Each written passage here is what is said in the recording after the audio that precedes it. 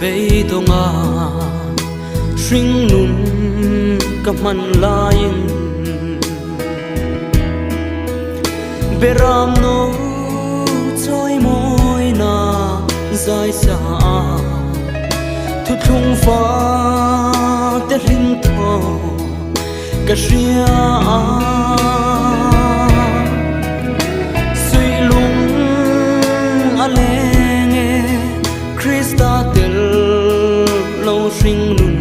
dòng zal tam nun lung lam vai loài khi bụi canu lệ tri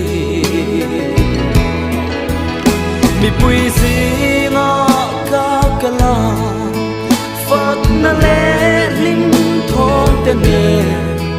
lal pa bia bu bana ma ka shua chin lai kha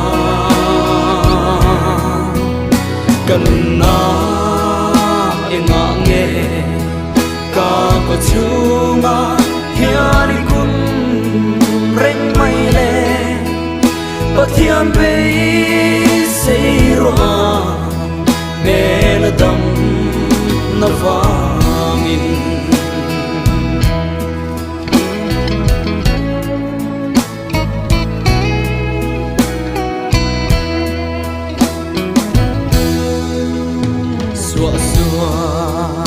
na puanin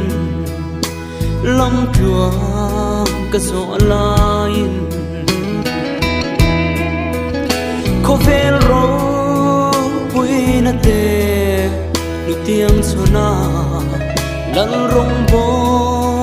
tu te ne in tongin bia zai ne min la Krista ma ngay na thu chu an si ma tel turin kanun ram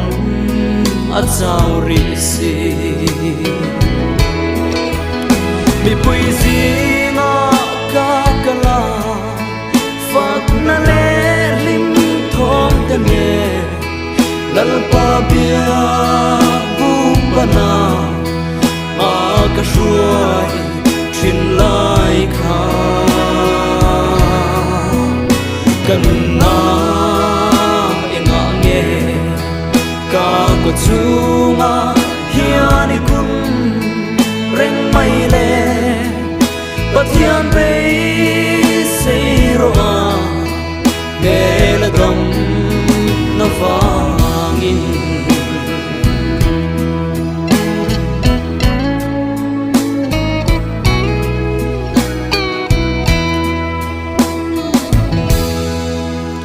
lal pa tu na zong nung lam ka hoi to lo sung le pai nu lat lam vat zu le sa ko vela nom chen na tin reng hi